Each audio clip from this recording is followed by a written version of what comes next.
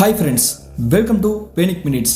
இன்னைக்கு பார்க்கக்கூடிய உண்மை சம்பவம் தமிழ்நாட்டை சேர்ந்த ராணிப்பேட்டை மாவட்டத்திலிருந்து குறிப்பிட்ட தொலைவில் அமைந்திருக்கக்கூடிய ஒரு அழகிய கிராமத்தில் ஒரு லெதர் ஃபேக்டரியில் நடந்த திகில் மற்றும் அமானுஷ நிகழ்வு பற்றி தாங்க இன்றைய காணொலி. இது போல இன்னும் பல அமானுஷமான நிகழ்வுகள் பற்றி நம்மளுடைய சேனலை தொடர்ந்து பார்க்கணும் அப்படின்னா இப்போவே நம்மளுடைய சேனலை சப்ஸ்கிரைப் பண்ணி வச்சுக்கோங்க. நான் உங்கள் Afsar. Welcome to real horror stories.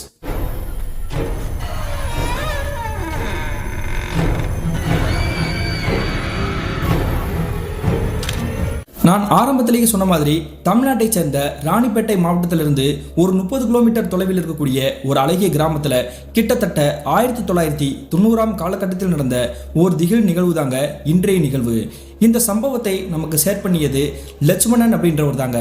இது இவருக்கு நடச்சான்னு பார்த்தீங்கன்னா இல்லைங்க, இவருடைய பெரியப்பாவுக்கும் அந்த ஃபேக்டரியில் வேலை பார்க்கக்கூடிய ஒரு சில நபர்களுக்கும் நடந்தது தாங்க இந்த சம்பவம். அப்படி என்ன நினைச்சுன்னு பார்த்தீங்கன்னா கிட்டத்தட்ட 1990 காலகட்டத்தில் இந்த சம்பவத்தை நமக்கு ஷேர் பண்ணிய லட்சுமணனுடைய பெரியப்பாவின் பெயர் தாங்க ஆறுமுகம்.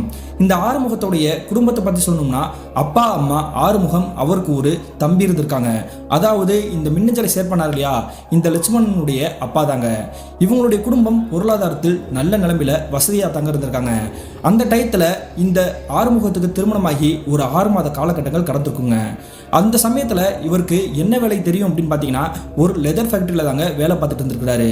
அந்த லெதர் ஃபேக்டரியில் கிட்டத்தட்ட ஒரு 8 வருஷமாக வேலை பார்த்துட்டு இருக்கக்கூடிய அனுபவம் இருந்ததுனால சொந்தமாக ஒரு தொழிற்சாலை ஆரம்பிக்கணும் அப்படின்ற மாதிரி தாங்க முடிவெடுத்திருக்கிறாரு.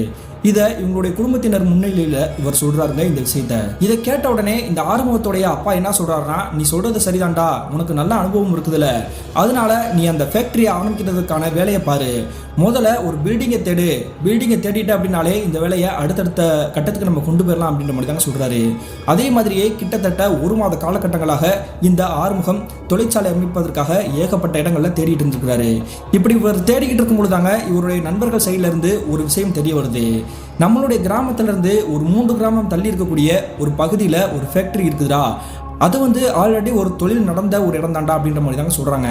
உடனே இந்த ஆறுமுகம் மற்றும் இவருடைய தம்பி அது மட்டும் இல்லாமல் கூட ஒரு சில நபர்களை கூப்பிட்டுக்கிட்டு அந்த கம்பெனியை போய் பார்க்குறாங்க. அப்படி போய் பார்க்கும்பொழுது சுற்று வட்டார பகுதியில் ஏகப்பட்ட வீடுகள் மற்றும் நிறைய கடைகள் இருந்திருக்குது. இந்த கம்பெனி நமக்கு செட் ஆகாது, வேற இடம் பார்ப்போம் அப்படின்ற மாதிரி தாங்க தட்டி கழிச்சிருக்கிறாரு. அதுக்கு காரணம் என்னன்னு பார்த்தீங்கன்னா இவர் ஆல்ரெடி நான் தோல் ஃபேக்டரின்னு சொல்லியிருந்தேன் இல்லையா, அந்த தோலை இவங்க செய்யறதுக்கான வேலையை ஈடுபடும் பொழுது நிறைய ஒரு துர்நாற்றமாடி அடிக்கும். அந்த துர்நாற்றம் பக்கத்தில் இருக்கக்கூடியவங்களுக்கு எந்த ஒரு பாதிப்பையும் உண்டாக்கிடக்கூடாது.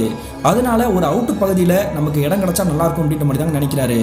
அப்படி நினைச்சிட்டு இருக்கும் பொழுதே அங்க இருக்கக்கூடிய ஒரு நபர் என்ன பண்றாருன்னா, இந்த கிராமத்திலேயே ஒரு அவுட்டர் பகுதியில் ஒரு வீடு இருக்குது. அந்த வீடு ஒரு கிட்டத்தட்ட ஒரு 6 சென்டில் கட்டப்பட்டிருக்கக்கூடிய ஒரு பெரிய வீடு தான். நீங்க நினைச்ச மாதிரியே அந்த வீட்டிலேயே நீங்க கம்பெனியா நடத்திக்கலாம் அப்படின்ற மாதிரி தாங்க சொல்றாரு. வீட்டில் எப்படி கம்பெனியா நடத்துவதற்கு அனுமதி கொடுப்பாங்க, அந்த இடத்தினுடைய உரிமையாளர் யாரு அப்படின்ற மாதிரி தாங்க கேட்டு விசாரிக்கிறாரு. அப்படி கேட்டு விசாரிக்கும் பொழுது நீங்க முதல்ல அந்த வீட்டை பாருங்க, பார்த்ததுக்கு அப்புறம் உங்களுக்கு பிடிச்சு போச்சு அப்படின்னா நானே அதுக்குண்டான உரிமையாளர்கிட்டயே கூட்டிட்டு போறேன் அப்படின்ற மாதிரி தாங்க சொல்றாருங்க. இதை கேட்டதுக்கு பிறகு இந்த ஆறுமுகம் மற்றும் இவருடைய அப்பா இருவரும் மட்டும் கிளம்பி போய் கார் எடுத்துக்கிட்டு போய் அந்த அவுட்டர் பகுதியில் அமைச்சிருக்கக்கூடிய அந்த வீட்டை பார்க்குறாங்க. அந்த வீட்டை பார்த்த உடனேயே இவருக்கு ரொம்ப பிடிச்சி போச்சுங்க. என்ன காரணம்னா, நான் ஏற்கனவே சொல்லியிருந்தேன் இல்லையா, இவர் அவுட்டர்ல தான் தேடுறாரு அப்படின்னு.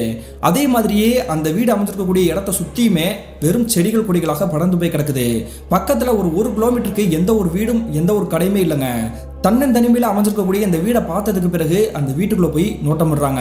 அந்த வீடை சுற்றி தேடி போய் பார்க்கும் பொழுது இவர் நினச்ச மாதிரியே மிகப்பெரிய வீடாக தாங்க இருந்திருக்குது.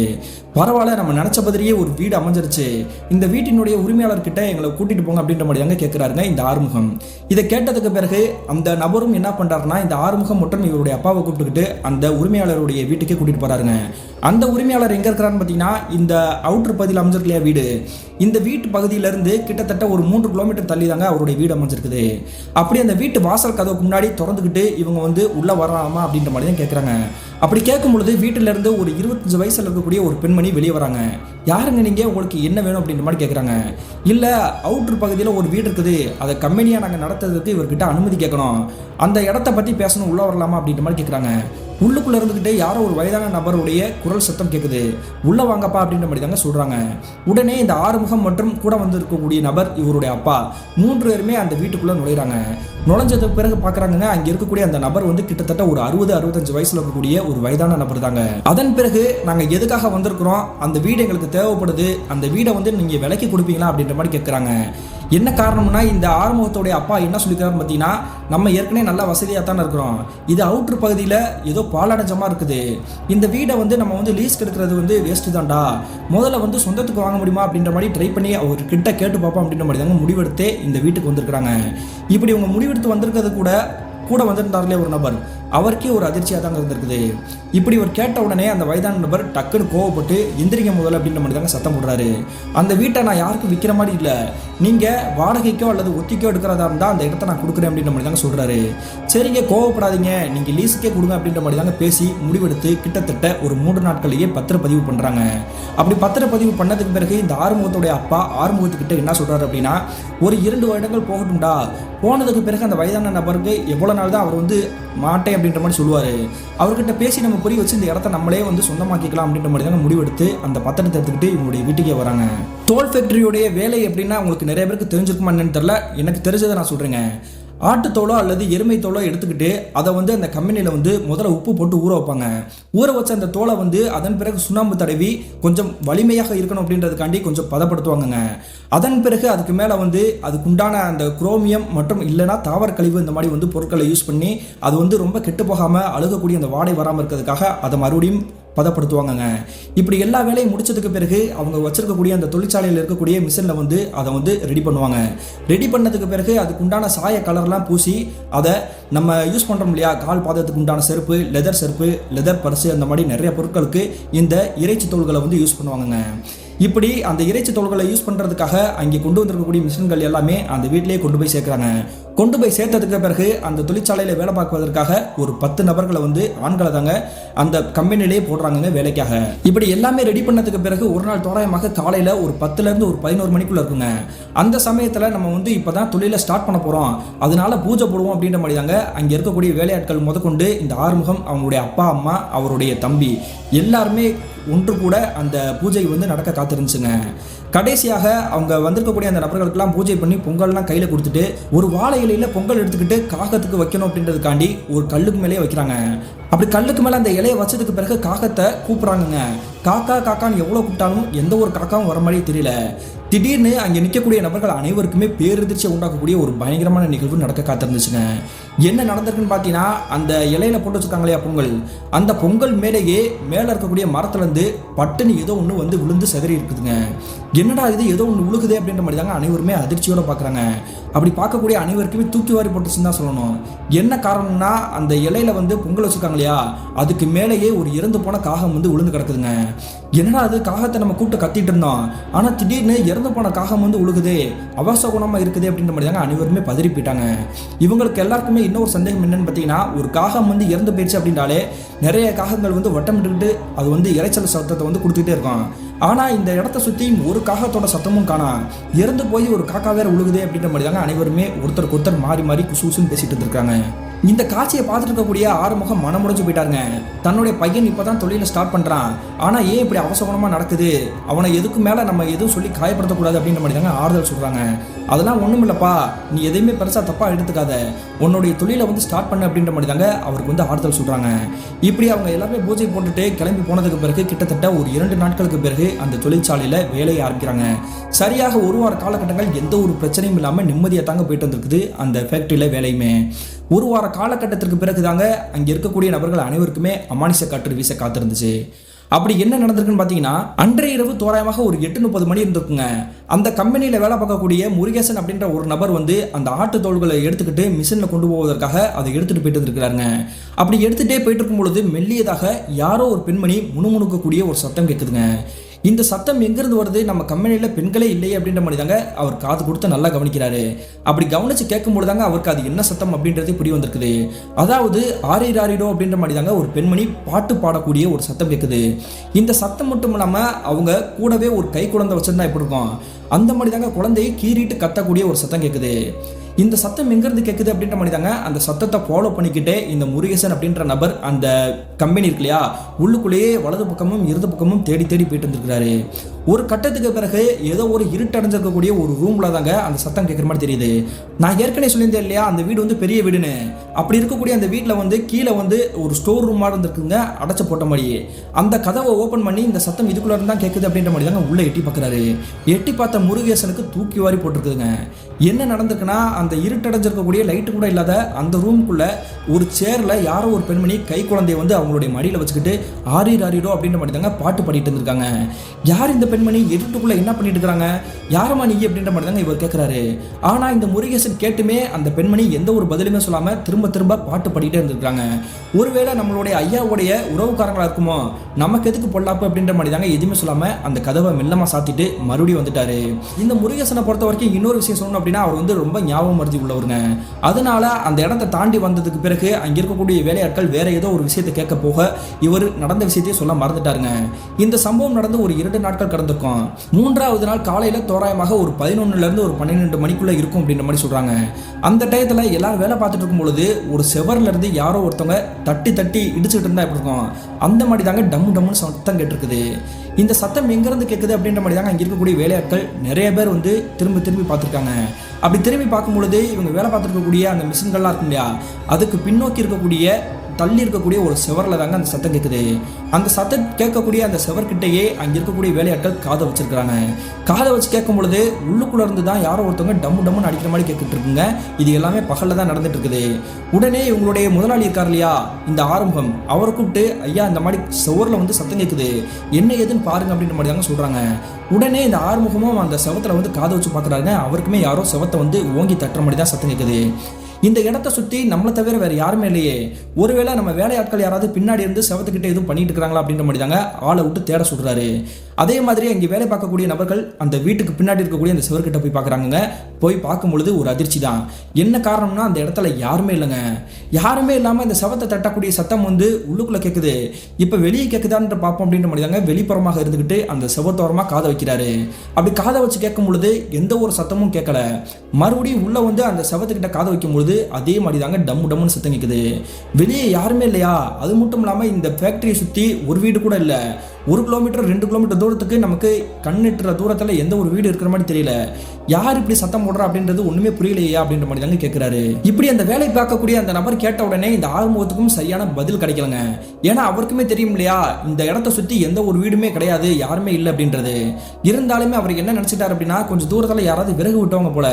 அப்படி விறகு வெட்டக்கூடிய அந்த விஷயம் நடக்கிறதுனால தான் அந்த சத்தத்தோட எதிரொலி இந்த சிவத்து வழியாக கேட்குது அப்படின்ற மாதிரி தாங்க நினைச்சிட்டாரு. சரிப்பா, அதெல்லாம் பெருசா எடுத்துக்காதீங்க, நீங்க வேலையை பாருங்க அப்படின்ற மாதிரி தாங்க சொல்லி சமாதானப்படுத்துறாரு. இந்த சம்பவம் நடந்து சரியாக 1 வார காலகட்டங்கள் 11 மணியிலிருந்து 12 மணிக்குள்ள அந்த செவத்தை ஓங்கி தட்டுற மாதிரி சத்தம் தொடர்ந்து கேட்டுட்டே இருந்திருக்குது. அது மட்டும் எப்படி இந்த நேரத்துக்கு சரியா அந்த தட்டக்கூடிய சத்தம் கேட்குது அப்படின்ற மாதிரி தாங்க அவங்களுக்குள்ளேயே மாறி மாறி பேசிட்டு இருக்காங்க. ஒரு நாள் தோராயமாக இரவு ஒரு 9 மணி இருந்திருக்குங்க. அந்த நேரத்தில் அங்கே வேலை பார்க்கக்கூடிய நிறைய நபர்களில் வந்து பாதி பேரை வீட்டுக்கு அனுப்பிச்சுட்டு நாளைக்கு லோடு அனுப்பணும், அதனால பாதி பேர் இரவு வேலை பாருங்க அப்படின்ற மாதிரி தாங்க சொல்லிட்டு இந்த ஆறுமுகம் அவருடைய வீட்டுக்கு கிளம்பி போறாருங்க. அப்படி இரவு வேலை பார்த்துட்டு இருக்கும் பொழுது எல்லாருமே சாப்பிட்டுட்டு அந்த வேலையை வந்து கண்டினியூ பண்ணிட்டு இருந்திருக்காங்க. சரியாக நடுநிசி ஒரு 12 மணி இருந்திருக்குங்க. அந்த நேரத்தில் ஏற்கனவே அந்த முருகேசனுக்கு வந்து ஏற்கனவே ஒரு பெண்மணி பாடக்கூடிய ஒரு சத்தம் கிடைச்சு இல்லையா, அதே சத்தம் வேற ஒரு நபருக்கு கேட்டிருக்குதுங்க.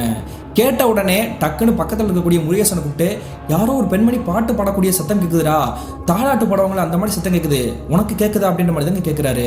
இதை கேட்டதுக்கு பிறகு தாங்க முருகேசனுக்கு அன்றைய நிகழ்வு நடந்ததே ஞாபகம் வந்திருக்குது. ஆமாடா, அன்னைக்கு கூட எனக்கு இந்த மாதிரி சத்தம் கிடைச்சு, நான் ஓடி போய் அந்த சத்தம் எங்கேருந்து கேட்கும் பொழுது ஒரு ஸ்டோர் ரூம்ல இருந்து தான் ஒரு பெண்மணி உட்காந்துக்கிட்டு குழந்தைய பிடிச்சிக்கிட்டு பாட்டு பாடிட்டு இருந்தாங்க. அந்த விஷயத்தை நான் சொல்றதுக்கே மறந்துட்டேன், இப்பொழுது இந்த சத்தம் உனக்கு கேட்குதா அப்படின்ற மாதிரி தாங்க கேட்குறாரு. இப்படி கேட்ட உடனே இந்த முருகேசனுக்கும் மறுபடியும் அதே அந்த தாலாட்டு பாடக்கூடிய அந்த சத்தம் கேட்குது. யாருன்னு பார்த்துருவோம், அந்த ஸ்டோருக்கே வாடா அப்படின்ற மாதிரி தாங்க இந்த முருகேசன் அவர் கூட நிற்கக்கூடிய அந்த நபருடைய கையை பிடிச்சி இழுத்துக்கிட்டு அந்த ஸ்டோரும் கிட்டே நெருங்கி போறாங்க. இப்படி இந்த இருவரும் நடந்து போகக்கூடிய விஷயம் மீதி இருக்கக்கூடிய வேலையாட்களுக்கு யாருக்குமே தெரியாது. இந்த இருவரும் மெல்லமாக பயத்தோட இருந்தாலுமே அது யார் என்னன்றது பார்க்கணும் அப்படின்ற மாதிரி தாங்க அந்த ஸ்டோரும் கதவை திறக்கிறாங்க. திறந்து பார்க்கும் பொழுது இவங்களுக்கு பேரதிர்ச்சி தான். என்ன காரணம்னா, அந்த ஸ்டோர் ரூமில் யாருமே இல்லைங்க. அங்கே இருக்கக்கூடிய அந்த சேர் மட்டும் வித்தியாசமான முறையில் ஆடிக்கிட்டு இருந்திருக்குது. சேர் ஆடிக்கிட்டு இருக்குது அப்படின்னா இங்கே இருக்கிற யாரோ ஒருத்தவங்க தான் ஆடிக்கிட்டு இந்த இடத்துல உட்காந்து நகர்ந்து போயிருக்கணும். இதை காலையில் விடிஞ்சதும் நம்ம ஐயா கிட்ட சொல்லணும் அப்படின்ற மாதிரி தாங்க முடிவெடுத்து மறுபடியும் வேலையில ஈடுபடுறாங்க. சரியாக மறுநாள் காலையில் விடிஞ்சதுக்கு பிறகு அதிகாலை தோராயமாக ஒரு 6 மணிக்கு அந்த ரோடெல்லாம் அணிச்சு முடிச்சதுக்கு பிறகு இந்த ஆறுமுகம் மறுபடியும் இந்த ஃபேக்டரிக்கு வராருங்க. ஃபேக்டரிக்கு வந்ததுக்கு பிறகு இந்த முருகேசன் எப்பயும் போல ஏற்கனவே மறதிக்காரர் தானே, அதனால நடந்த விஷயத்தை மறந்துருக்கிறாரு.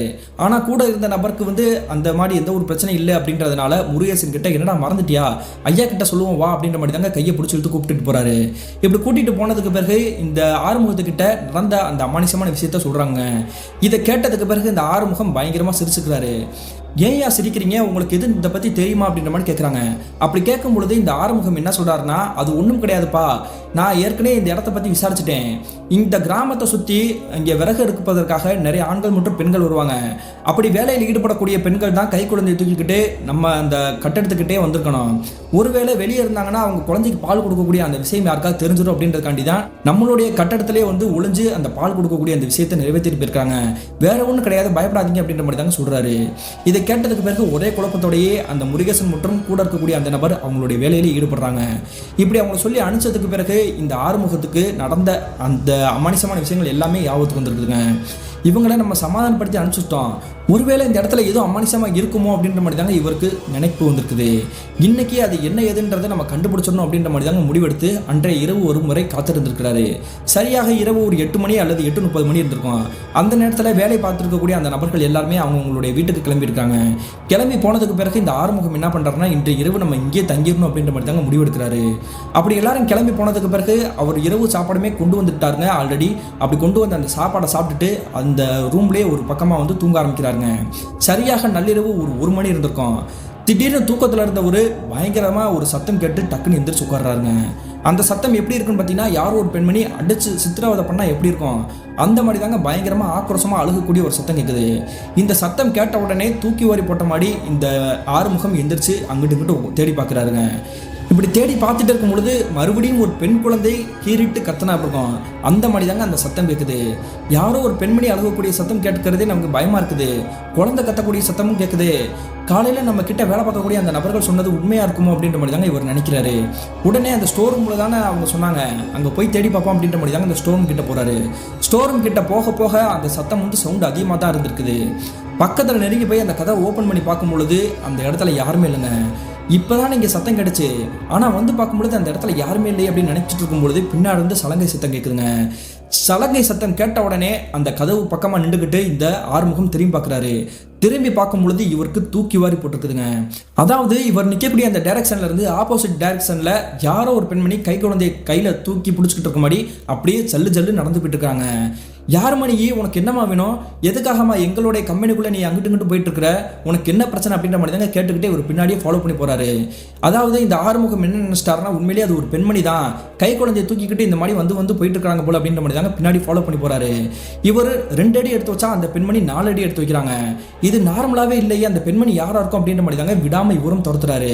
ஒரு கட்டத்துக்கு பிறகு அந்த கம்பெனியை விட்டு வெளியேறிய அந்த பெண்மணி அங்க இருக்கக்கூடிய அந்த செடிகள் கொடிகளாக படர்ந்திருக்கு இல்லையா, அந்த இடத்துக்கிட்ட போய் நிக்கிறாங்க. டக்குன்னு அந்த பெண்மணி நிற்கக்கூடிய அந்த விஷயத்தை பார்த்த உடனே மிரண்டு போய் யாருமா நீங்க அப்படின்ற மாதிரி தான் கேட்குறாரு. கேட்ட உடனே அங்கே நிற்கக்கூடிய அந்த பெண்மணி அப்படியே திரும்பி பார்க்குறாங்க. திரும்பி பார்க்கும்பொழுது அந்த பெண்மணி இதே கிராமத்தை சேர்ந்தவங்க அப்படின்றது தெரியுதுங்க. ஆனால் அவங்களுடைய கழுத்தில் நகை எல்லாமே போட்டு கொஞ்சம் வசதியான பெண்மணி மாதிரி தாங்க தெரியுறாங்க. வசதியான பெண்மணி மாதிரி தெரியுது. நம்ம கூட விறகு எடுக்க வந்த பெண்மணி நினைச்சோம். ஆனால் இந்த பெண்மணி இருக்கக்கூடிய அந்த கெட்டப்பை பார்த்தாலே ரொம்ப பணக்காரங்க மாதிரி தெரியுது. எதுக்காக இந்த கட்டடத்துக்கு நம்மளை டார்ச்சர் பண்ணிட்டு இருக்காங்க அப்படின்ற மாதிரி தாங்க நினைக்கிறாரு. அப்படி நினைச்சுக்கிட்டே இருக்கும் பொழுது இவருடைய வாழ்நாளில் கற்பனை கூட பண்ண முடியாத காட்சி கண்கள் முன்னாடி தெரியுதுங்க. என்ன நடந்திருக்குன்னா, கை குழந்தைய வச்சிருக்கக்கூடிய அந்த பெண்மணி கை குழந்தைய டக்குன்னு அந்த தரையிலே தூக்கி அடிக்கிறாங்க. குழந்தைய அந்த பெண்மணி தூக்கி போடக்கூடிய அந்த காட்சியை இவர் கொஞ்சம் கூட எதிர்பார்த்திருக்க மாட்டாருங்க. ஏன்னா ஆரிடோன்னு பாட்டு பாடி தாளாட்டு பாடிட்டு இருக்கக்கூடிய அந்த குழந்தைய திடீர்னு அவங்களே ஏன் தரையில் தூக்கி போட்டாங்க அப்படின்ற மாதிரி தாங்க அதிர்ந்து போய் பார்த்துட்டு இருக்கிறாரு. அடுத்த நிமிஷமே இவருடைய வாழ்க்கையில நினைச்சு கூட பார்க்க முடியாத ஒரு காட்சி கண்கள் முன்னாடி தத்ரூபமாக தெரியுதுங்க. இவ்வளவு நேரம் நம்ம ஒரு பெண்மணி கிட்ட தான் பேச்சு கொடுத்துருக்கோம் அப்படின்ற மாதிரி தான் நினைச்சாரு. ஆனா இங்க நிற்கக்கூடியது ஒரு பெண்மணியே கிடையாது, ஒரு ஆன்மா அப்படின்றது அப்படியே தெரிஞ்சிருக்குதுங்க. கரு கருகருன்னு கரிய உருவத்தோட்டத்தில் அந்த கோரமான பெண்மணியுடைய உருவத்தோற்றம் வேற மாதிரி மாற ஆரம்பிச்சிருக்குதுங்க. இந்த உருவத்தோற்றத்தை பார்த்த உடனே இவருடைய உடம்பெல்லாம் கிட்டுக்கிட்டுன்னு நடுங்க ஆரம்பிச்சிருச்சு. அது மட்டும் இல்லாமல் உச்சந்தலையிலிருந்து உள்ளங்கால் வரையும் வேர்த்து விடபடுத்த நடுங்க ஆரம்பிச்சிருச்சுங்க. கொஞ்ச நேரத்திலேயே எக்கோ அடிக்கிற மாதிரி நாலா பக்கமும் ஒரு பெண்மணி ஓன அழுகக்கூடிய சத்தம் கேட்குது. தலைமுடியை விரிச்சு போட்டுட்டு அந்த பெண்ணினுடைய முகத்தோற்றம் அழுகிய தோற்றத்தில் இவர் கிட்ட அப்படியே நெருங்கி வர மாதிரி தெரியுதுங்க. டக்குன்னு ஆணு கண்ணை மூடி அப்படி மயக்க மூடி கீழே விழுந்துருக்கிறாரு. சரியாக அதன் பிறகு இவர் எப்போ எந்திரிச்சாருன்னு தெரியலங்க. மறுநாள் காலையிலே விழுந்துருச்சு. அங்கே இருக்கக்கூடிய வேலையாட்கள் வந்து இவருடைய முகத்தில் தண்ணி அடித்து எழுப்பி பார்க்கும் பொழுது இவர் வேற ஒரு இடத்துல இருந்திருக்கிறாருங்க.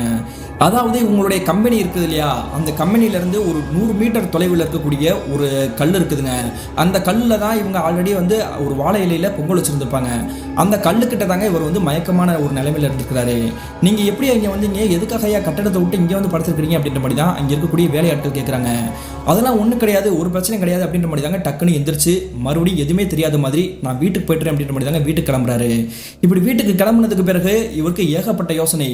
ஒருவேளை அங்கே இருக்கக்கூடிய அந்த அமானுஷம் வந்து நமக்கு பிரச்சனையை கொடுத்துருமோ, இது என்ன எதுன்றது தெரிஞ்சுக்கணும் அப்படின்ற மாதிரி தாங்க முடிவெடுத்து இவருடைய அப்பா கிட்ட சொன்னதுக்கு பிறகு இவருடைய அப்பா என்ன பண்றாருன்னா, நீ அந்த இடத்த ஒருத்தர்கிட்ட வாங்கின இல்லையா, அந்த வயதான நபர், அவருடைய வீட்டுக்கு போய் விசாரிச்சேன்னா உனக்கு பதில் கிடைக்கும் அப்படின்ற மாதிரி தாங்க சொல்றாங்க.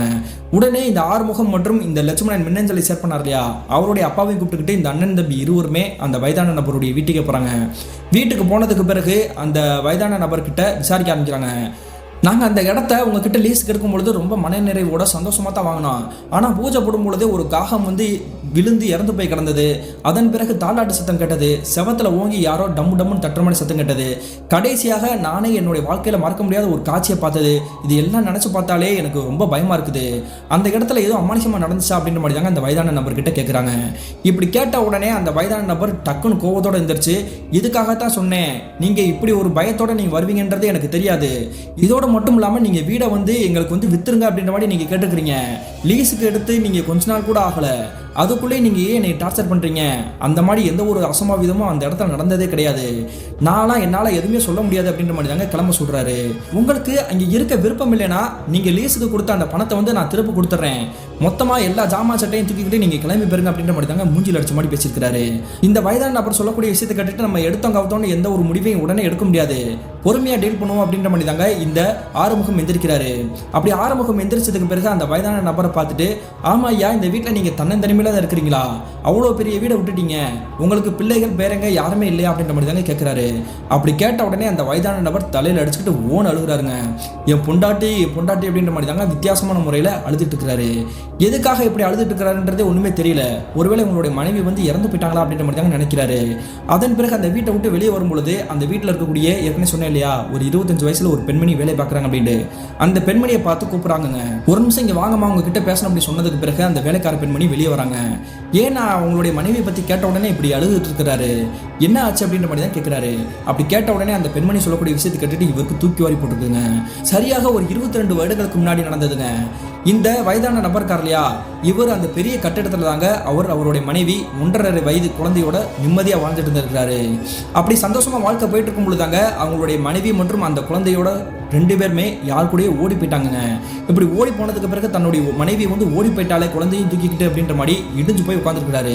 இனிமே அவங்களுடைய நினைவால நினைச்சுக்கிட்டே நம்ம இந்த வீட்டில் இருக்க முடியாது அப்படின்ற மாதிரி தாங்க முடிவெடுத்து அந்த வீட்டை அப்படியே வந்து குட்டிச்சோறு மாதிரி போட்டுட்டு இவர் வேற ஒரு வீட்டில் வந்து தங்கி இருக்கிறாருங்க. இந்த வயதான நபருமே நல்ல வசதியாக இருக்கக்கூடிய ஒரு நபர் தான். சொல்ல போனோம்னா பண்ணையார் அப்படின்ற மாதிரி தாங்க சொல்லணும். அப்பேற்பட்ட வசதியாக இருக்கக்கூடிய இந்த நபர் அந்த வீட்டையும் விற்காம அந்த வீட்டை விட்டுட்டு வேற ஒரு சொந்த வீட்டுக்கு தாங்க வந்து குடியேறி இருக்கிறாருங்க. இப்படிதான் நடந்துச்சுங்கயா அப்படின்ற மாதிரி தாங்க அந்த வேலைக்கார பெண்மணி சொல்லி முடிக்கிறாங்க. இதை கேட்டதுக்கு பிறகு ஆறுமுகம் அவருடைய தம்பி இந்த இருவருமே இவங்களுடைய வீட்டுக்கே திரும்ப வந்திருக்காங்க. இப்படி நடந்த அமானுஷமான விஷயங்கள், அந்த வயதான நபருடைய அந்த வீட்டில் நடந்த விஷயங்கள் எல்லாமே யோசிச்சு இவருக்கு பித்து பிடிச்சு போச்சுங்க. அதன் பிறகு நடந்த விஷயத்தெல்லாம் யோசிச்சுட்டு இருக்கக்கூடிய இந்த ஆறுமுகம் என்ன பண்றாருன்னா, ஒருவேளை நம்ம பேய் ஓட்டக்கூடிய ஒரு நபரை வந்து நம்ம அந்த கட்டடத்துக்கு கூட்டிட்டு வரலாம், ஃபேக்டரியை சுற்றி பூஜை பண்ணோம் அப்படின்னா இந்த பிரச்சனையிலேருந்து நம்ம தப்பிக்கலாம் அப்படின்ற மாதிரி தாங்க முடிவெடுக்கிறாரு. அதே மாதிரியே இவருக்கு தெரிந்த நல்ல கைதேர்ந்த மாந்திரிகத்தில் ஈடுபடக்கூடிய ஒரு மாந்திரியவாதியை தாங்க அந்த கட்டிடத்துக்கு கூட்டிட்டு வராரு. இப்படி கட்டிடத்துக்கிட்ட நெருங்கி வந்ததுக்கு பிறகு அந்த மாந்திரியவாதி அந்த கல் இருக்கு இல்லையா, அந்த வாழைகளை போட்டு பொங்கல் வச்சுருந்தாங்க இல்லையா, அந்த வாழையை போட்டிருக்கக்கூடிய அந்த கல்லுக்கிட்ட வந்து காலடி எடுத்து வைக்கிறாரு. எடுத்து வச்ச அடுத்த நிமிஷமே அவருக்கு இங்கே என்னென்ன நடந்துச்சு அப்படின்றது அப்பட்டமாக தெரிய வந்திருக்குதுங்க. அது மட்டும் இல்லாமல் எப்பயுமே காக்கம் வராது இல்லையா, இவர் காலடி எடுத்து வச்ச அடுத்த செகண்டே காகம் நிறைய சேர்ந்து ஒட்டுமொத்தமாக கரைஞ்சிட்டு இருக்குதுங்க. இந்த காட்சியை பார்த்துருக்கக்கூடிய அந்த ஃபேக்டரியில் இருக்கக்கூடிய நபர்கள் உள்பட இந்த ஆறுமுகமும் குல நடுங்கன்னு அப்படி தாங்க பார்த்துட்டு இருக்கிறாரு. என்னாச்சு சாமி, காகமே இந்த பக்கம் வந்ததே கிடையாது, ஆனால் நீங்கள் இந்த இடத்துக்கிட்ட நெருங்கி வந்ததுக்கு பிறகு காகம் ஒட்டுமொத்தமாக கரையுது அப்படின்ற மாதிரி தாங்க சொல்கிறாங்க. அதெல்லாம் ஒன்றும் கிடையாது, நீங்கள் அமைதியாக வாங்க அப்படின்ற மாதிரி தாங்க இந்த மாந்திரியவாதி அந்த ஃபேக்ட்ரிக்குள்ளே நுழையிறாரு. ஃபேக்ட்ரிக்குள்ளே நுழைஞ்ச அவர் சுற்றி முற்றி எல்லா இடத்தையும் தேடி பார்த்துட்டு ஒரு செவரையை உத்து பார்த்துட்டு இருக்கிறாருங்க. நீங்கள் நினைக்கிற மாதிரி இந்த இடத்துல சாதாரணமாக ஒரு விஷயம் நடக்கலை. ஒரு பெண்மணியும் அவங்களுடைய குழந்தையும் இறந்து போய் ஆன்மாவாக அலைஞ்சிட்டு இருக்கிறாங்க. இந்த இடத்த விட்டு அந்த ஆன்மாக்களை நீங்கள் விரட்ட முடியாது. இந்த இடத்த நீங்கள் காலி பண்ணிட்டு வேற இடத்துக்கு போகிறதா நல்லது. இவ்வளோதான் என்னால் சொல்ல முடியும் அப்படின்னு தாங்க சொல்கிறாரு. இதை கேட்ட உடனே ஆறுமுகம் மற்றும் இங்கே கூட வேலை பார்க்கக்கூடிய அங்கே நபர்கள் அனைவருமே மிரண்டு போயிட்டாங்க. நம்ம நினைச்சதெல்லாம் சரிதான், நம்ம அந்த பெண்மணியும் குழந்தையும் வந்து உண்மையிலே இருக்கிறாங்க அப்படின்ற மாதிரி நினைச்சோம். ஆனால் இப்போ அந்த மாந்திரிவாதி சொல்றதை பார்த்தாலே புரிஞ்சிருச்சு, இந்த இடத்துல ஏதோ ஒரு தவறான விஷயம் நடந்திருக்குது. அவங்களுடைய ஆவிதான் இங்கே வந்து உலா வந்துட்டு இருக்குது அப்படின்ற மாதிரி தாங்க புரிய வந்திருக்குது. சாமி, நீங்கள் வேற எதுவும் பூஜை பரிகாரம்லாம் பண்ண முடியாதா? நான் கஷ்டப்பட்டு இப்போ தான் இந்த தோல் ஃபேக்டரி ஆரம்பிச்சிருக்கிறேன், உடனே கை விட்டுட்டுலாம் என்னால் போக முடியாது அப்படின்ற மாதிரி தாங்க மன்றாடி கேட்குறாரு. அப்படி கேட்கும்பொழுது இந்த மாந்திரிவாதி என்ன பண்ணுறாருன்னா, நான் ஒரு செய்முறை சொல்கிறேன், அதை வந்து நீங்கள் செஞ்சு முடிங்க. ஒருவேளை அந்த விஷயத்துக்கே அந்த ஆன்மாக்கள் கட்டுப்பட்டுச்சு அப்படின்னா நீங்கள் இந்த விஷயத்துலேருந்து தப்பிச்சிடலாம், இங்கேயே நீங்கள் உங்களுடைய தொழிலை வந்து நடத்தலாம். ஒருவேளை அந்த ஆன்மாக்கள் கட்டுப்படலை அப்படின்னா நீங்கள் அடுத்த நிமிஷமே இந்த ஃபேக்ட்ரியில் விட்டு காலி பண்ணி போயிடணும். இல்லை அப்படின்னா உங்களை தவிர கூட இருக்கக்கூடிய அனைவருடைய உயிருமே போகிறதுக்கு கண்டிப்பாக வாய்ப்பு இருக்குது அப்படின்ற மாதிரி தாங்க பயமுறுத்தி இருக்கிறாரு. இருந்தாலும் பரவாயில்ல சாமி, நான் இந்த விஷயத்தை நான் செய்கிறேன் அப்படின்ற மாதிரி தாங்க முடிவெடுக்கிறாரு. ஆனால் இங்கே வேலை பார்க்கக்கூடிய நபர்கள் எங்களால் இருக்க முடியாது, ஏன்னா இரவு நேரத்தில் தான் பூஜை பண்ணணும் அப்படின்ற மாதிரி அந்த மாந்திரிவாதி சொல்கிறாங்க. அப்படின்னா நாங்கள் கிளம்பி போயிடுறோம், நீங்கள் மட்டும் பூஜையை நடத்துங்க அப்படின்ற மாதிரி தாங்க சொல்கிறாங்க. உடனே கோவத்தோட உச்சத்துக்கே போன ஆறுமுகம் என்ன பண்ணுறாருன்னா, இது என்னுடைய சொந்த ஃபேக்டரி தானே, நான் தானே காசை போட்டு எல்லா தொழிலையும் பண்ணிட்டு இருக்கிறேன், நீங்கள் யாருமே பயப்படுறீங்க அப்படின்னா இந்த இடத்துல இருக்கவே வேணாம், எல்லா பிரச்சனையும் முடிச்சுட்டு நானே சொல்கிறேன், நீங்கள் கிளம்பி வாங்க, அதுவரை இங்கே இருக்காதீங்க அப்படின்ற மாதிரி தாங்க சொல்லி அனைவருமே அந்த கம்பெனியை விட்டு துரத்துறாங்க. அப்படி துரத்துனதுக்கு பிறகு அந்த மாந்திரிவாதி என்ன சொல்றாரோ அதே மாதிரி தாங்க செய்ய ஆரம்பிச்சிருக்காரு. அது என்னன்னு பார்த்தீங்கன்னா, பூஜை புனஸ்காரங்கள் செஞ்சிருக்கக்கூடிய அந்த பொருட்கள் எல்லாமே வச்சு இரவு நேரத்தில் ஒரு கருப்பு சேவலை பலி கொடுக்கணும் அப்படின்ற மாதிரி சொல்றாரு. சரியாக நள்ளிரவு நேரத்தில் அந்த மாந்திரிவாதி சொன்ன மாதிரி பூஜை புனஸ்காரங்கள் செஞ்சிருக்கக்கூடிய அந்த பொருட்கள் எல்லாமே எடுத்துட்டு அந்த செவர் இருக்கு பார்த்தீங்களா, அந்த செவருக்கு கீழேயே அந்த படைகளை எடுத்து வைக்கிறாங்க. அசைவ படைகளை எடுத்து வச்சுட்டு கூடவே இவங்க பூஜை புனஸ்காரங்கள் செஞ்சிருக்கக்கூடிய அந்த குங்குமம், மஞ்சள், அந்த விபூதி எல்லாமே கலந்து வச்சிருக்கக்கூடிய அந்த பொருட்களையுமே ரவுண்டு போட்டு வச்சிருக்காங்க. அப்படி வச்சதுக்கு பிறகு அந்த மாந்திரிவாதி என்ன பண்றாருன்னு பார்த்தீங்கன்னா, கருப்பு சேவலை கையில் வச்சுக்கிட்டு பலி கொடுக்க ஆரம்பிக்கிறாருங்க. கரகரன்னு கழுத்தறுத்து அந்த ரத்தத்தை வந்து அந்த செவர்கிட்டயே வடிய விடுறாரு. அப்படி ரத்தத்தை வடிய விட்டதுக்கு பிறகு அந்த கருப்பு சேவலை எடுத்து இவருடைய கையிலேயே கொடுக்குறாருங்க. தம்பி, நான் கிளம்புறேன்ப்பா, இதுக்கு மேலே என்னால் இருக்க முடியாது, நீங்க தான் இந்த பிரச்சனையை வந்து சால்வ் பண்ணி ஆகணும். நான் நல்லா மறுபடியும் ஒரு தடவை சொல்லிக்கிறேன், இந்த பிரச்சனையில் அந்த ஆன்மா வந்து உன்னை பயமுறுத்துறதா தெரிஞ்சிச்சு அப்படின்னா அப்போவே இந்த இடத்த விட்டு ஓடி வந்துடு, இல்லை அப்படின்னா உன் உசுரே போயிடும் அப்படின்ற மாதிரி தாங்க சொல்லி மிரட்டுறாருங்க.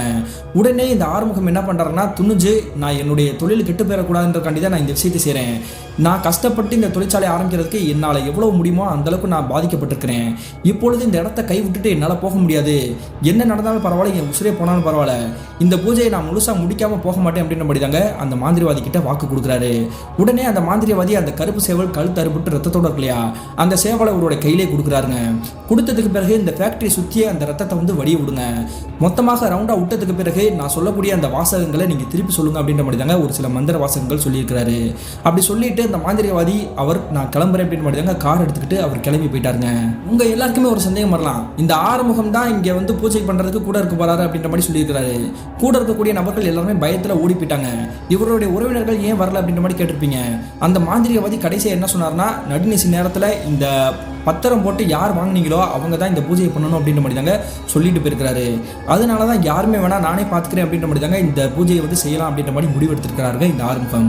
அதே மாதிரி அந்த கருப்பு சேவலை எடுத்துக்கிட்டு அந்த மாந்திரிவாதி கிளம்பி போனதுக்கு பிறகு அந்த கருப்பு சேவலுடைய ரத்தத்தை அந்த கட்டிடம், அதாவது அந்த ஃபேக்டரியை சுற்றி வந்து வட்டம் போடுற மாதிரி தாங்க ரத்தத்தை சொட்ட சொட்ட விட்டுக்கிட்டே போயிட்டு இருந்திருக்கிறாரு. சரியாக அந்த கட்டிடத்தோட வாசல் நிலையில வந்து நிற்கிறாருங்க. மொத்தமாக ரவுண்டு போட்டு நிற்கும் பொழுது தூரத்துல இருந்து யாரோ ஒரு பெண்ணி ஆக்ரோஷமாக கத்தக்கூடிய சத்தம் கேட்குதுங்க.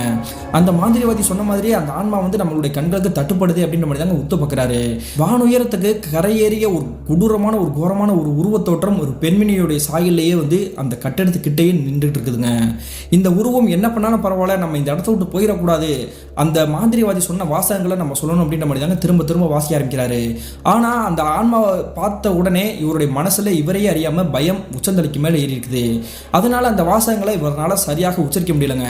இப்படி யோசிச்சுக்கிட்டே இருக்கும் பொழுதே அங்க இருக்கக்கூடிய அந்த ஆன்மா வந்து அப்படி பக்கத்துல மெல்ல மெல்லமாக இவர்கிட்ட நெருங்கி வருதுங்க. இதுக்கு மேல நம்மளால வாசகத்தை திரும்ப சொல்ல முடியாது. அதே மாதிரி இந்த ஆன்மா நம்மளை ஏதாவது பண்ணிடுச்சுன்னா என்ன பண்றது அப்படின்ற முடியாங்க. அந்த சேவலை கீழே போட்டுட்டு தட்டு மாதிரி அந்த இடத்த விட்டே ஓட்ட முடிச்சு ஓட ஆரம்பிக்கிறாங்க. இவரை தொட்டிட்டு இருக்கக்கூடிய அந்த பயத்தின் காரணத்தினால இவர் கொண்டு வந்திருக்கக்கூடிய அந்த காரை கூட ஓபன் பண்ணாம இவர் ஓட்ட முடிச்சுதாங்க அந்த 1 கிலோமீட்டர் தாண்டியே வந்து வேற ஒரு திசையில வந்து நின்றுட்டு இருக்கிறாரு. அப்படி நிற்கும் பொழுது கூட இவருடைய மனசையே முறுங்கக்கூடிய பயங்கரமான சத்தம் திரும்ப திரும்ப கேட்டிருக்குது. அதாவது அந்த இறந்து போன பெண்ணினுடைய அந்த ஆன்மா வந்து அலறக்கூடிய சத்தமும் குழந்தை கீறிட்டு கத்தக்கூடிய அந்த சத்தமும் கேட்டுட்டு இருக்குதுங்க. இதெல்லாம் தாண்டி இவர் அந்த செடி கொடிகளா இருக்கு இல்லையா, அந்த இடத்தை தாண்டி வந்துட்டு இருக்கும் பொழுது மறுபடியும் இவருக்கு சலங்கை சத்தம் கேட்குது. என்னடா இது, அந்த ஆன்மா நம்மளை விடாது போலையே அப்படின்ற மாதிரி தாங்க நினைக்கிறாரு. அந்த நேரத்தில் திடீர்னு யாரோ ஒரு பெண்மணி ஒரு மரத்துக்கிட்ட உட்காந்து குழந்தை வந்து தாலாட்டு பாடுற மாதிரி தாங்க சத்தம் கேட்குது. அந்த இடத்துல நிற்கக்கூடிய திசையில இருந்தே உத்து பார்க்குறாருங்க. ஒரு மரத்துக்கு கீழே அந்த பெண்மணி உட்கார்ந்துருக்கக்கூடிய அந்த காட்சியை தத்ரூபமாக பார்க்குறாரு. நம்ம அந்த கட்டிடத்தில் பார்த்தோம் இல்லையா, அதே பெண்மணியாக தான் இருக்கும் அப்படின்ற மாதிரி தாங்க மிரண்டு போய் மெல்ல மெல்லமாக எட்டு வச்சு நடக்கிறாரு. கொஞ்ச நேரத்திலேயே அங்கே உட்காந்துருக்கக்கூடிய அந்த பெண்மணி முதுகு புறத்தை காமிச்சபடி தாங்க உட்காந்துருக்காங்க.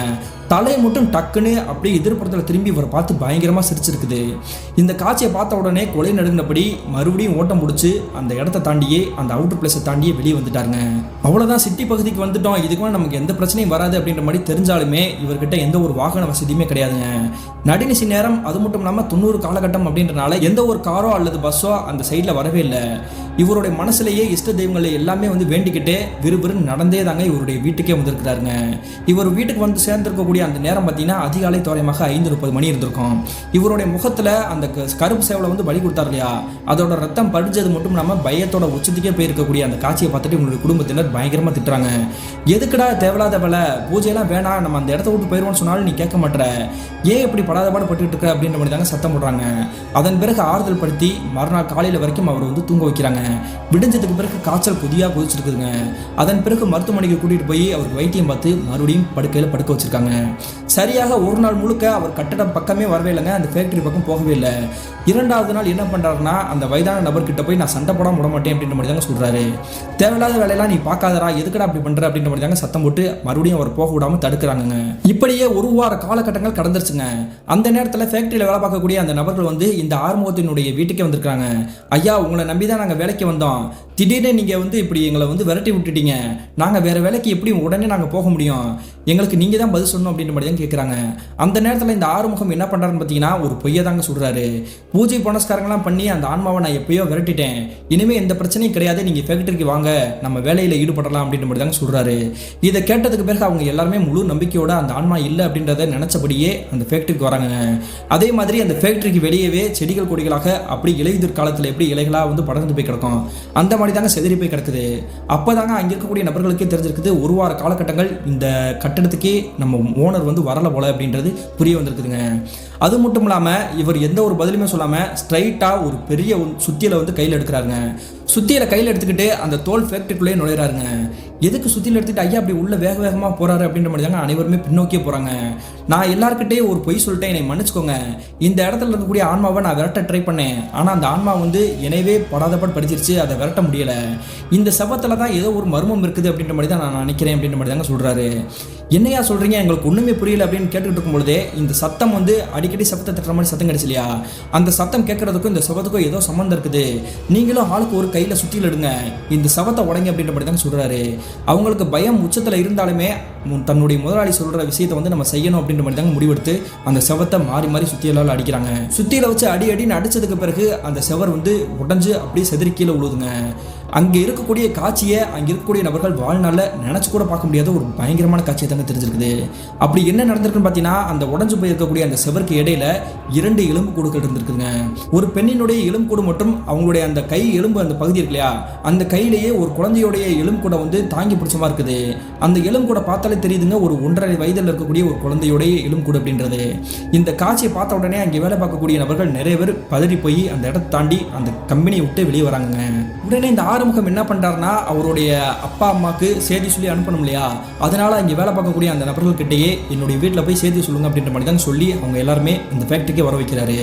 ஒட்டுமொத்தமாக அந்த ஃபேக்ட்ரி வெளியே நின்றுக்கிட்டு இந்த ஆறுமுகம் அதை பற்றி இவங்க எல்லாருக்கிட்டையும் ஒரு புரிதலை ஓருவாக்கணும் அப்படின்ற மாதிரி தாங்க பேச ஆரம்பிக்கிறாரு. இந்த இடத்தினுடைய உரிமையாளர் அந்த வயதான நபர் இருக்கார் இல்லையா, அவருடைய மனைவி ஒரு 22 வருடங்களுக்கு முன்னாடியே வேற யாரோ ஒரு நபரோட ஓடி போயிட்டாங்க அப்படின்ற மாதிரி சொன்னாரு. எனக்கு அதுல பெரிய சந்தேகம் இருந்துச்சு. நம்மளும் இந்த ஃபேக்டரியில வேலை பார்த்துட்டு இருக்கும் பொழுதே ஒரு பெண்ணினுடைய பாட்டு சத்தம், ஒரு குழந்தையுடைய அலறல் சத்தம், இது எல்லாம் தொடர்ந்து கேட்டுட்டே இருந்துச்சு. அந்த சந்தேகத்துல தான் இந்த செவரை உடைக்க சொன்னேன். நான் நினைச்சது கன்ஃபார்ம் தான், அந்த வயதான நபர் தான் இந்த பெண்மணியும் அந்த குழந்தையையும் போட்டு தள்ளிக்கிறாரு அப்படின்றது புரிய வந்துருச்சு அப்படின்ற மாதிரி தான் சொல்றாரு. உடனே இவங்களுடைய அப்பா என்ன பண்றாருன்னா காவல்துறையினருக்கு நம்ம இப்பவே வழக்கு பதிவு பண்ணணும் அப்படின்ற மாதிரி தாங்க சொல்றாங்க. அதே மாதிரி போலீஸ் ஸ்டேஷன் கம்ப்ளைண்ட் பண்ணி அங்க இருக்கக்கூடிய காவல்துறை நண்பர்களை கூப்பிட்டுக்கிட்டு இந்த வயதான நபருடைய கிராமத்துக்கே போறாங்க. அப்படி அந்த கிராமத்துக்கு போய் வாசல் கிட்ட நிற்கும் பொழுது அனைவருக்குமே ஒரு பேருதிர்ச்சி காத்திருந்துச்சுங்க. என்ன நடந்திருக்குன்னு பார்த்தீங்கன்னா, அந்த வயதான நபருடைய வீட்டுக்கு முன்னாடி நிறைய நபர்கள் மக்கள் கூட்டமாக நின்றுட்டு இருக்காங்க. கூட்டத்தெல்லாம் விலக்கிக்கிட்டு காவல்துறையினரும் சரி, இந்த ஆறுமுகம் இவங்களுடைய குடும்பத்தினரும் சரி வீட்டுக்குள்ள போய் பார்க்கும் பொழுது மறுபடியும் இவங்களுக்கு தூக்கி வாரி போட்டிருக்குது. அதாவது அந்த வயதான நபர் அவருடைய வீட்டினுடைய விட்டத்திலேயே தூக்கு போட்டு தொங்குனபடி இறந்தபடி கிடந்திருக்கிறாருங்க. அந்த வேலைக்கார பெண்மணியை விசாரிக்கும் பொழுது தாங்க தெரிய வந்திருக்குது, நேற்றைய இரவு என்னாச்சுன்னு தெரில, நீ நாளைக்கு வேலைக்கு வர வேணாமா அப்படின்ற மாதிரி சொன்னாரு. நானும் சரின்னு சொல்லிட்டு கிளம்பி போயிட்டேன். அதன் பிறகு என்ன நினைச்சாருன்னு தெரில, தூக்கு போட்டு தொங்கியிருக்கிறாரு. மாத்திரை கூட அவருக்கு சரியா நம்ம எடுத்து கொடுக்கல அப்படின்ற மாதிரி ஞாபகம் வச்சு நான் இன்னைக்கு காலையில வந்தேன். கதவு உள்ளாக்கு போட்டுட்டு திறக்கவே இல்லை. சந்தேகப்பட்டுட்டு கதவை உடச்சு உள்ளுக்குள்ள போய் பார்க்கும்பொழுது இப்படி தூக்கு போட்டு தொங்கி இறந்து போய் கிடக்குறாருங்க அப்படின்ற மாதிரி தாங்க அந்த வேலைக்கார பெண்மணி சொல்லியிருக்கிறாங்க. அதன் பிறகு அந்த வேலைக்காரர்கிட்ட எல்லா கன்வர்சன் முடிச்சுட்டு இவங்க அனைவருமே மறுபடியும் கிளம்பி வந்திருக்காங்க. இனி அந்த கட்டடத்தில் அந்த குழந்தை மற்றும் அந்த பெண்மணி இறந்ததுக்கான காரணம் யார் அப்படின்றது எல்லாருக்குமே தெரிஞ்சிருச்சு. அந்த ஆன்மாவும் அதனால தான் இங்கே வளம் வந்துட்டு இருக்குது அப்படின்றதும் புரிய வந்திருக்குதுங்க. நம்ம இனிமேல் அந்த ஃபேக்ட்ரி இங்கே நடத்த வேணாம் அப்படின்ற மாதிரி தாங்க முடிவெடுத்து அங்கே இருக்கக்கூடிய எல்லா பொருட்களையுமே எடுத்துக்கிட்டு வேற ஒரு இடத்துக்கு கிட்டத்தட்ட ஒரு 10 நாட்களையே மாட்டிருக்கிறாங்க. அதன் பிறகு இவங்களுக்கு எந்த ஒரு அமானுஷத்தாலையும் பாதிப்பாலையும் இல்லாமல் நிம்மதியாக தாங்க இருந்திருக்காங்க. ஆனால் அந்த பெண்மணி எப்படி இறந்து போனாங்க, அந்த குழந்தை எப்படி இறந்து போச்சு அப்படின்றதுக்கான விடை தெரியாமல் தான் முடிச்சுட்டே இருந்திருக்கிறாரு. அடிக்கடி அங்கே இருக்கக்கூடிய அந்த வயதான நபர் பக்கத்தில் சுற்றி குடியிருப்பாங்க இல்லையா, அங்கே இருக்கக்கூடிய நபர்கள்கிட்ட விசாரிச்சுட்டே இருக்கிறாரு. ஆனால் விசாரிச்சாலுமே அங்கே இருக்கக்கூடிய நபர்கள் எல்லாருமே புதுசாக குடி வந்தவங்க. சரியாக ஒரு 1.5 மாத காலகட்டத்துக்கு பிறகு தாங்க இவருக்கு அதுக்கான பதிலும் கிடைச்சிருக்குது. அது எப்படின்னு பார்த்தீங்கன்னா, இந்த இறந்து போன வயதான நபர் இருக்கார் இல்லையா, அவருடைய கூட பிறந்த தம்பி ஒருத்தர் இருந்திருக்காருங்க. அவர் மூலியமாக வழக்கு பதிவு பண்ணி அந்த காவல்துறையினர்கிட்ட ஒப்புதல் வாக்கு மூலம் கொடுத்துருக்காருங்க. அப்படி என்ன நடந்திருக்குன்னு பார்த்தீங்கன்னா, கிட்டத்தட்ட ஒரு 22 வருடங்களுக்கு முன்னாடிங்க இந்த ஒரு பெண்மணி இருக்காங்களே இறந்து போனவங்க, அவங்க என்ன பண்ணிக்கிறாங்க பார்த்தீங்கன்னா, ரொம்ப ஏழ்மையான குடும்பத்தை சேர்ந்தவங்க. இந்த வயதான நபர் நான் ஆரம்பத்தில் சொன்ன மாதிரி ரொம்ப வசதியாக ரொம்ப செல்வ செழிப்போட வாழ்ந்துட்டு இருந்திருக்கிறாரு. இந்த பெண்மணியை பார்த்த உடனே அவருக்கு பிடிச்சி போயிருக்குது. வலுக்கட்டாயமாக நான் இவ்வளோ பணம் கொடுக்குறேன், வரதட்சணை கொடுக்குறேன் அப்படின்ற மாதிரி தாங்க ஏமாற்றி திருமணம் பண்ணியிருக்கிறாரு. திருமணம் பண்ணி கிட்டத்தட்ட 1.5 வருட காலகட்டத்திலேயே இவங்களுக்கு ஒரு குழந்தையும் பிறந்திருக்குது. குழந்தை பிறந்தோ இவங்களுடைய குடும்பம் நல்லபடியாக தாங்க போயிட்டு இருந்திருக்குது. ஆனால் வயதான நபர் அப்படின்ற காரணத்தினால இந்த பெண்மணி மேலே எப்போ பார்த்தாலும் சந்தேகப்பட்டு சத்தம் போட்டு அடிச்சுட்டே இருந்திருக்கிறாரு.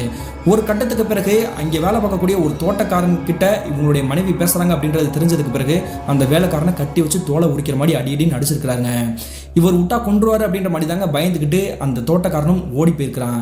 அப்படி ஓடி போனதுக்கு பிறகு இந்த பெண்மணி இனிமே உயிரோடு இருக்கக்கூடாது அப்படின்ற மாதிரி தாங்க முடிவெடுத்து அந்த பெண்மணியையும் அவங்களுடைய குழந்தையும் கொண்டு அந்த வீட்டில் இருக்கக்கூடிய இந்த செவத்திலேயே அடைச்சு வச்சிருக்கிறாரு. ஒருவேளை இந்த வீடை நம்ம யார்கிட்டயாவது வித்துட்டோம் அப்படின்னா நம்ம என்னைக்காவது ஒரு நாள் மாட்டிக்கிறோம் அப்படின்ற மாதிரி தாங்க தெரிஞ்சுக்கிட்டு யாருக்குமே கொடுக்காம இருந்திருக்கிறாரு. கடைசியாக இந்த தோல் ஃபேக்டரியை ஆரம்பிக்கணும் அப்படின்ற மாதிரி ஆர்வம் வந்தார் இல்லையா, அவர்கிட்ட கூட நான் லீஸுக்கு தான் கொடுப்பேன், சொந்தமாகலாம் விற்க மாட்டேன் அப்படின்ற மாதிரி தாங்க அவர் பத்திரப்பதிவே பண்ணியிருக்கிறாரு. இப்படி தான் இந்த சம்பவம் நடந்துச்சு அப்படின்றது இந்த ஆறுமுகம் மற்றும் எங்களுடைய குடும்பத்தினருக்கும் அங்கே இருக்கக்கூடிய கிராமத்து மக்களுக்கும் பிற்காலத்தில் தாங்க தெரிய வந்திருக்குது. கிட்டத்தட்ட 1990 காலகட்டத்தில் நடந்தது பிரதர். இந்த சம்பவத்தை சொல்லும் பொழுது எனக்கு விவரம் தெரியல, இருந்தாலுமே அதன் பிறகு இந்த சம்பவத்தை பற்றி கேட்டு நான் தெரிஞ்சுக்கிட்டேன். இன்ன வரைக்கும் அந்த கட்டிடம் குட்டி சோறு மாதிரி இடிஞ்சு போய் தரமட்டமாகி ஒரு அமானுஷம் நிறைந்த ஒரு பகுதியாக தான் இருக்குது. இந்த சம்பவத்தை பற்றி நியூஸ்லாம் வெளியே இருக்குது. ஆனால் உண்மையான ஊரையோ அல்லது வேற எதையோ நான் குறிப்பிடாம வேற ஒரு பேரை மாற்றம் பண்ணி சொல்லிக்கிறேன், யாருக்கும் எந்த ஒரு பிரச்சனையும் வந்துடக்கூடாது அப்படின்றதுக்காண்டி. நீங்களுமே மாற்றம் பண்ணி சொல்லுங்க அப்படின்ற மாதிரி தாங்க சொல்லி முடிச்சுக்கிறாரு. இந்த சம்பவத்தை நமக்கு ஷேர் பண்ணிய லட்சுமணனுக்கு ஒரு நன்றி சொல்லிக்கலாங்க. மீண்டும் இது போன்ற திகிலான சுவாரஸ்யமான திகில் நிகழ்வுடன் உங்களை சந்திக்கும் வரை நான் உங்கள் அப்சர்.